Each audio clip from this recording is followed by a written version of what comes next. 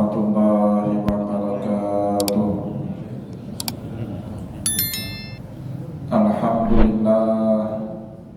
Alhamdulillahilladzi ja'ala al-ilma taharatan lin-nufus wa nuran lil-basair wa hadiyan ilal jannah.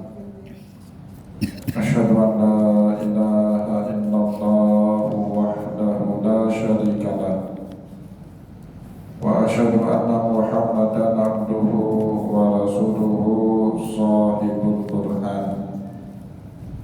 Allahumma sholli wa sallim ala rasulikal karim Muhammad sallallahu alaihi wasallam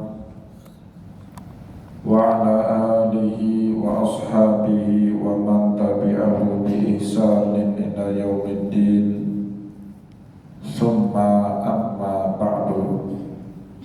Puji dan syukur senantiasa dan tidak pernah bosan-bosannya kita panjatkan kehadiran Sang Maha Pencipta Allah Subhanahu wa Ta'ala, yang mana dengan limpahan karunia-Nya, rahmat-Nya, hidayah-Nya, serta anugerah-Nya kepada kita semua, kita kembali masih diberi kesempatan, kesehatan dan usia panjang oleh Allah untuk sama-sama dan senantiasa mengabdikan diri kita di jalan-Nya dengan menjalankan segala perintah-Nya dan menjauhi semua larangan-Nya.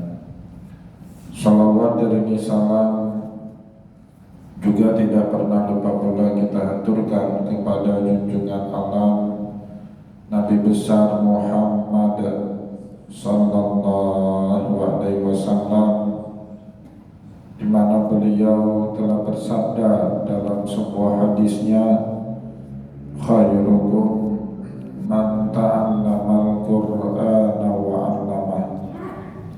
Sebaik-baiknya kalian adalah seseorang yang mau mempelajari Al-Qur'an dan juga mengajarkannya kembali kepada orang lain. Bapak Ibu kaum muslimin dan muslimat jamaah sholat maghrib dan juga isya yang dimuliakan oleh Allah, mari pada kesempatan malam yang penuh dengan kemuliaan ini, sambil kembali kita niat iktikaf di rumah Allah, mari sama-sama kita kembali melanjutkan pengajian tafsir kita dengan kitab Tafsir Al-Qur'anil Azim karya Imam Ibnu Katsir rahimahullahu ta'ala anhu. Dan insyaallah pada kesempatan malam ini kita akan melanjutkan bacaan kita dengan tafsir surat Al-Baqarah ayat 185, di mana pada ayat tersebut Allah Subhanahu wa Ta'ala berfirman, wa 'alal ladzina yutiqunahu fidyatun ta'amu miskin faman tatawwa'a khairan fahuwa khairun lah wa an tasumu khairun lakum in kuntum ta'lamun. Bapak Ibu kaum muslimin dan muslimat jamaah pengajian yang dimuliakan oleh Allah, sampailah kita pada pembahasan di mana menurut Imam Ibnu Katsir, sebagaimana riwayat hadis yang disampaikan kepada kita oleh Imam Ahmad di dalam kitab Musnadnya dari sahabat Rasulullah Mu'az bin Jabal radhiyallahu anhu, setibanya Nabi Muhammad sallallahu alaihi wasallam ke kota Madinah, maka Allah Subhanahu wa Ta'ala menerapkan syariat puasa melalui 3 tahapan. Sebagaimana halnya juga Allah Subhanahu wa Ta'ala mewajibkan kepada kita sholat 5 waktu juga di dalam 3 tahapan. Pada pertemuan yang lalu kita sudah baca 3 tahapan sholat yang dimaksud oleh sahabat Nabi Mu'az bin Jabal radhiyallahu anhu, di mana Rasulullah pada tahapan yang pertama sholatnya itu menghadap ke Baitul Maqdis lebih kurang selama 17 bulan, sampai kemudian Allah Subhanahu wa Ta'ala mengabulkan doanya Nabi, harapannya Rasul, agar kiblatnya umat Islam ini dipindahkan dari Baitul Maqdis kembali ke Ka'bah di kota Mekah Al-Mukarramah. Allah Subhanahu wa Ta'ala pun kemudian berfirman, dan dengan ayat itu menjadi perintah bagi Rasulullah untuk menghadapkan kembali wajahnya dalam sholat ke arah Ka'bah. Qad nara taqalluba wajhika fis sama' falanuwalliyannaka qiblatan tardaha fawalli wajhaka syatral masjidil haram. Dan itu tahapan yang pertama, kata sahabat Nabi Mu'az bin Jabal. Tahapan yang kedua, dulu para sahabat Nabi saling menyampaikan pesan berantai dari Rasulullah, idza hanati waqti sholat, jika sudah masuk waktu pelaksanaan sholat. Jadi Rasulullah yang jadi sumber, kemudian sumber itu disampaikan oleh Nabi kepada para sahabat, dan sahabat secara berantai menyampaikan pesan sudah masuknya waktu sholat kepada sahabat yang lain. Dan ini sangat tidak efektif untuk mengumpulkan jamaah dalam waktu yang sama dengan waktu yang singkat. Sampai kemudian seorang sahabat Nabi, di dalam riwayat ini disebut Abdullah bin Zaid radhiyallahu anhu, bermimpi didatangi oleh satu sosok berpakaian jubah berwarna hijau, dan sosok inilah yang kemudian mengajarkan kepada dirinya kalimat-kalimat yang kita kenal di dalam azan dan iqamah. Allahu Akbar, Allahu Akbar, Allahu Akbar, Allahu Akbar, asyhadu an la ilaha illallah, dan seterusnya. Dan kemudian mimpinya Abdullah bin Zaid ini juga dialami yang sama oleh Umar bin Khattab, sehingga yakinlah Rasulullah kalau itu bukan sembarangan mimpi, tapi itu mimpi ilham dari Allah melalui perantara malaikat yang mengazankan atau yang mengajarkan kalimat azan dan iqamah kepada dua sosok sahabat tadi, Abdullah bin Zaid dan juga Umar bin Khattab radhiyallahu anhuma. Maka kemudian Rasulullah SAW meminta keduanya mengajarkan Bilal, alimha bilalan falyu'adzibu biha, ajarkanlah kalimat yang kalian dengar dalam mimpi itu kepada Bilal, supaya dia bisa kumandangkan kepada umat manusia pada saat setiap waktu sholat tiba. Dan itu tahapan yang kedua, Bapak Ibu, dalam pelaksanaan ibadah sholat. Dan tahapan yang terakhir, tahapan yang ketiga, kata Mu'az bin Jabal, dulu orang sholatnya jika datang masbuk, Rasulullah sudah mengerjakan sholat 1 atau 2 rakaat, maka mereka takbiratul ihram, sholat sendiri-sendiri terlebih dahulu, mengejar ketertinggalan jumlah rakaat dari Rasulullah, sampai kemudian nanti mereka bisa menyamai rakaat Nabi, sehingga salamnya bisa bersamaan dengan salamnya Rasulullah.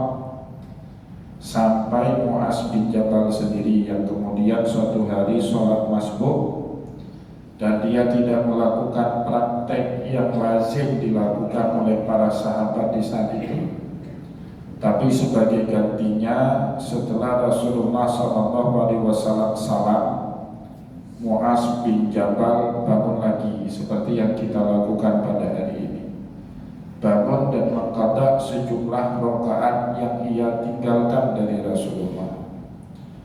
Maka setelah selesai sholat, Rasulullah pun kaget kenapa ada orang yang masih belum selesai sholat bersama dengan Rasulullah, masih berdiri mengerjakan rakaat yang tertinggal. Setelah sholat, Mu'az bin Jabal pun dipanggil sama Rasul.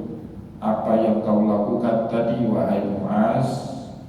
Kemudian Mu'az bin Jabal pun menjelaskan kepada Rasulullah, kayaknya yang seperti ini lebih khusyuk, lebih baik daripada kita ngebut-ngebutan ngerjar sejumlah rakaat yang tertinggal dari imam. Dan ternyata Bapak Ibu, apa yang dikerjakan oleh Mu'az bin Jabal itu diaminkan oleh Rasulullah, sehingga Nabi kemudian berkata, faqad sanna lana Mu'adzan fasna'uha fi sholatikum. Hari ini Mu'az bin Jabal sudah buat sunnah baru buat kita semua, maka lakukanlah dalam sholat kalian seperti yang baru saja dilakukan oleh Mu'az bin Jabal.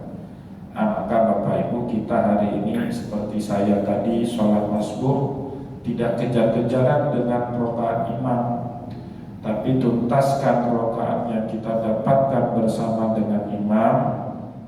Baru setelah 2 kali salam kita bangun lagi, kerjakan apa yang belum kita selesaikan. Bapak Ibu yang dimuliakan oleh Allah, selanjutnya di dalam riwayat yang panjang ini Mu'az bin Jabal juga menceritakan kepada kita, puasa sama seperti sholat. Allah juga mensyariatkan ibadah puasa dalam 3 tahapan.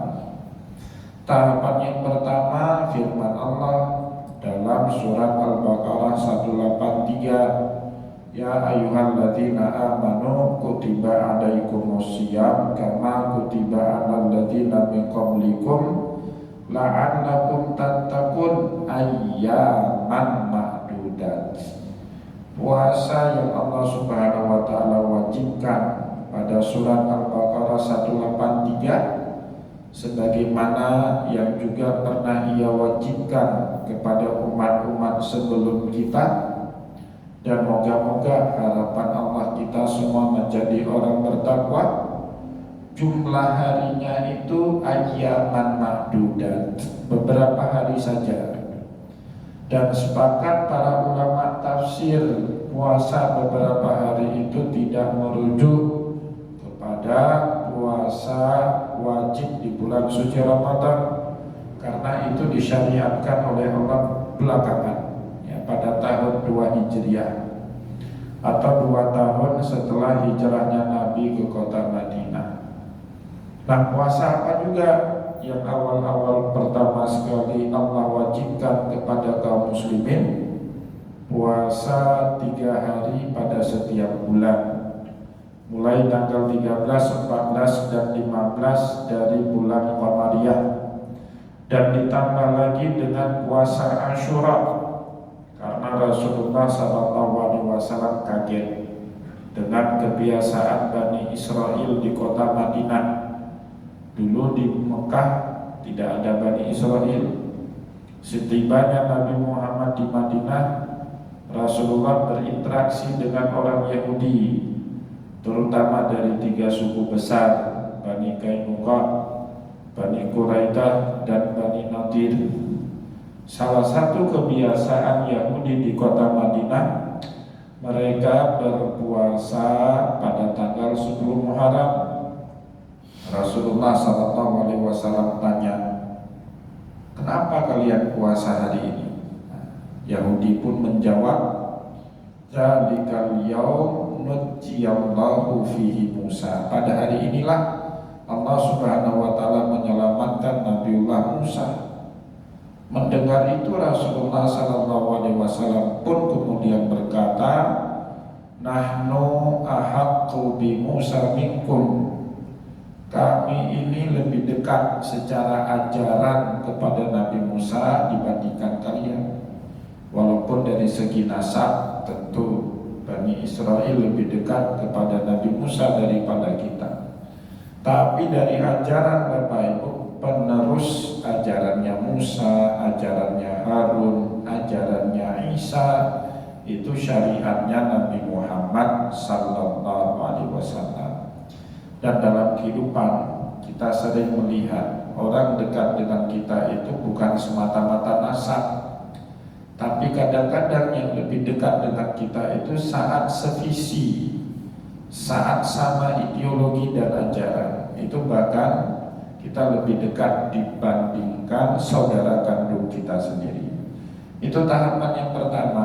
Tahapan yang kedua, firman Allah. Setelah turunnya firman Allah dalam surat Al-Baqarah 184 yang sedang kita kaji ini, ayyaman ma'dudat wa 'alal ladzina yutiqunahu fidyatun ta'amu miskin.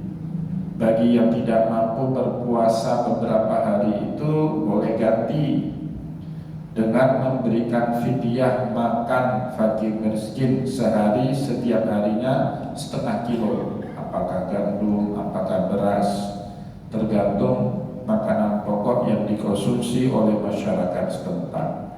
Dulunya wajib semua, tidak ada pilihan, baik yang sehat maupun yang sakit, baik anak kecil maupun yang tua, baik yang mungkin maupun musafir, laki-laki ataupun wanita, semuanya wajib tanpa pengecualian. Turun surat Al-Baqarah 184, Allah buat pengecualian Bapak Ibu. Pengecualiannya apa?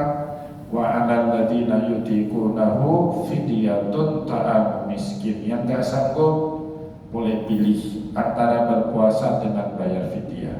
Kedua, baru kemudian turun surat Al-Baqarah ayat 185, Syahrul Ramadan alladzi unzila fihi al-Qur'an hudan lin-nasi wa bayyinatin minal huda wal furqan faman syahida minkumus syahra falyasum. Ayat itulah menurut para ulama tafsir yang menjadi pewajib kepada kita semua untuk melakukan ibadah puasa di bulan suci Ramadan. Maka puasa beberapa hari itu Bapak Ibu berubah hukumnya, tidak lagi jadi wajib tapi sunnah. Begitu juga bayar fidyah boleh bagi yang tidak mampu lagi untuk berpuasa, baik dengan sebab sepuh atau dengan sebab maradul muzmin, penyakit yang menahun, atau al-walidatul ahmal, perempuan yang sedang hamil dan kemudian melahirkan anaknya dan kemudian dilanjutkan dengan menyusui. Boleh bagi mereka untuk memilih opsi untuk membayar fidyah dan tidak untuk berpuasa. Tetapi Bapak Ibu kemudian muncul lagi kendala, kata Mu'az bin Jabal radhiyallahu anhu, wa kanu yaquluna wa yashrabuna wa yatunna nisa ma lam yanamu. Para sahabat Nabi asal belum tidur di malam-malam awal bulan suci Ramadan pada tahun 2 Hijriah, makan, minum, berhubungan badan dengan istrinya. Fa idza namu ibtana'u dzalik, asal sudah tidur tidak boleh lagi makan, tidak boleh lagi minum, tidak boleh lagi berhubungan badan. Itu teknis pelaksanaan puasa Ramadan di awal-awal Islam seperti itu. Summa inna rajulan minal ansar yuqalu lahu Sormah. Kemudian Bapak Ibu ada seorang anak muda dari kaum Ansar, orang banyak menyebut namanya itu Surma. Karena ya'malu shaiman hatta amsa, bekerja keras dari pagi sampai petang hari. Faja'a ila ahlihi fasallal isya, baru balik kepada keluarganya menjelang sholat isya. Buka puasa, balik, baru sampai ke rumahnya itu saat pelaksanaan sholat isya. Tertidur Bapak Ibu, belum sempat buka puasa yang enak, baru makan beberapa butir kurma hanya sekedar membatalkan puasa, belum sempat makan enak, sampai ke rumah sholat isya. setelah sholat isya tertidur, summa nama falam yakul walam yashrab. Coba bayangkan, dia bekerja keras, banting tulang dari pagi sampai petang hari, buka puasa sekedarnya minum air putih 1 gelas, 2 atau 3 butir kurma, kemudian balik ke rumah sudah waktu isya, tidur, tidak sempat makan, tidak sempat minum, hatta asbaha, bangunnya besok pagi, nggak sahur lagi, fa asbaha shaiman, dia lanjut lagi puasa. Kan berat itu Bapak Ibu ya, walaupun anak muda tetap berat. Fara'ahu Rasulullah sallallahu alaihi wasallam wa qad jahada juhdan syadidan. Maka Rasulullah mengamati anak muda ini. Kenapa dia lemas? Enggak seperti biasanya aktif, orangnya giat, ringan tulangnya, tapi hari itu loyo, kayak kurang semangat. Diperhatikan oleh Rasul. Maka Rasulullah SAW pun Bapak Ibu bertanya kepada anak muda tadi, faqala mali araka qad jahidta juhdan syadidan. Kenapa hari ini saya lihat kamu kurang semangat, loyo, kayak kurang sehat ya. Qala ya Rasulullah. Maka anak muda ini pun kemudian menjawab, wahai Rasulullah, ini amiltu amsi, saya kemarin kerja keras dari pagi sampai petang hari, fajitu hina jitu, dan aku baru kembali kepada keluargaku pada saat sudah malam hari.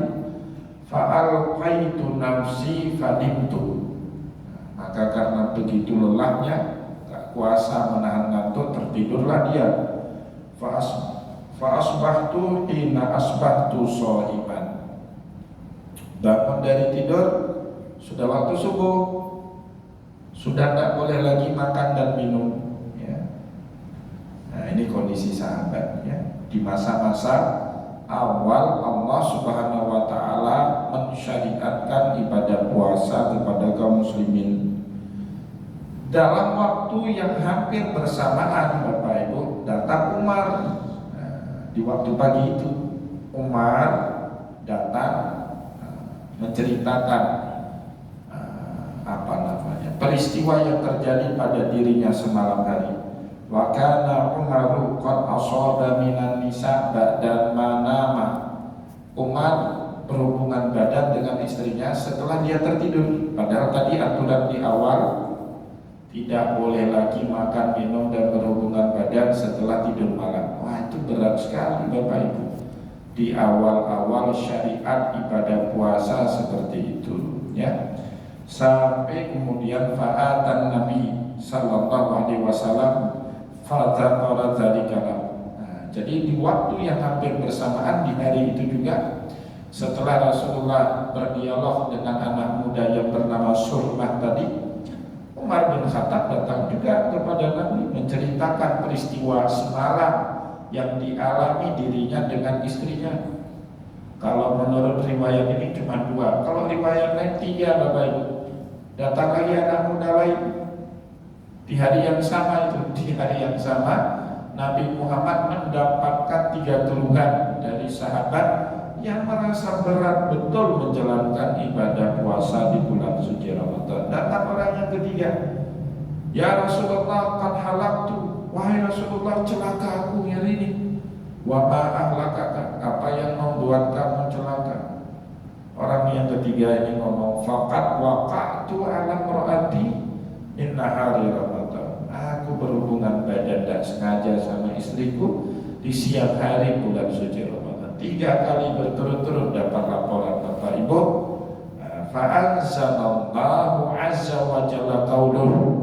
Maka sebab peristiwa-peristiwa inilah Allah Subhanahu wa ta'ala kemudian menurunkan penyempurna syariat puasa di bulan suci Ramadan. Surat Al-Baqarah 187. Jadi itu satu deret semua Pak. 183 kan ya ayyuhalladzina amanu kutiba alaikumusiyam. Ayat ma'dudat faman kana minkum maridan aw ala safarin 184. 185-nya syahrul Ramadan alladzi unzila fihi Qur'an hudan linnas wa bayyinatin minal huda wal furqan. 186-nya wa idza sa'alaka ibadi anni fa inni qarib ujibu da'watad da'i idza da'an. Baru 187-nya Allah berbicara kembali tentang tema puasa. Apa kata Allah? Uhilla lakum lailatas siyamir rafatsu ila nisaikum hunna libasun lakum wa antum libasun lahum. Maka malam di bulan suci Ramadan dihalalkan bagi kalian sepanjang malam sampai dikumandangkannya azan subuh kembali. Uhilla lakum lailatas siyamir rafatsu ila nisaikum, perhubungan badan dengan istri kalian.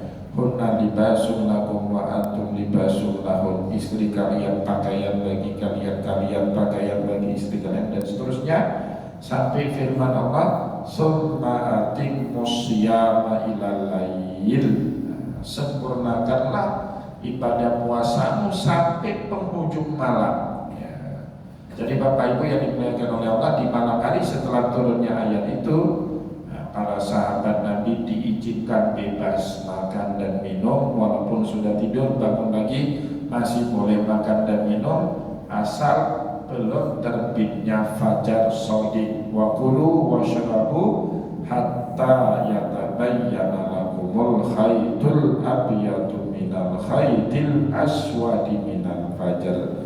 Nah itu Bapak Ibu 3 tahapan Allah Subhanahu wa Ta'ala mewajibkan kepada kita ibadah puasa sampai ibadah puasa di bulan suci Ramadan. Ini sekaligus mempertegas Bapak Ibu yang dimuliakan oleh Allah, prinsip dalam syariat. Apa prinsip syariat? Bahwasanya Islam itu turun tadarujan, prinsipnya itu bertahap.